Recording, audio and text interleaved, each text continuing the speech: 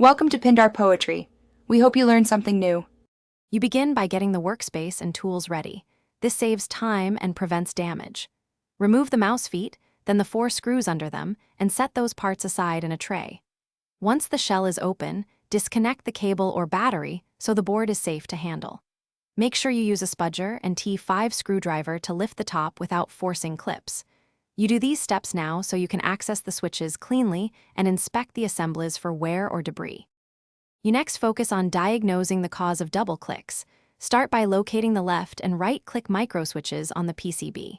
Once exposed, inspect the switch housing, actuator, and solder joints for cracks, corrosion, or foreign particles.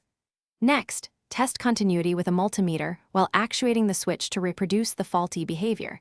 This confirms mechanical contact bounce.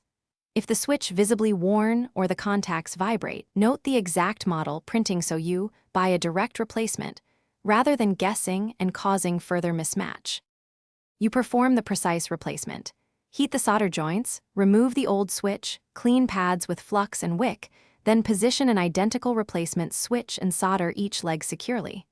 Once soldered, inspect joints for cold solder and ensure the switch actuator aligns with the mouse button hinge so travel is correct. Reassemble the shell, reattach feet, and reconnect the cable.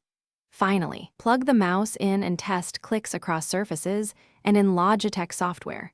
If double click persists, recheck solder joints and switch seating as the key troubleshooting tip. Thanks for watching. Consider subscribing if we helped you.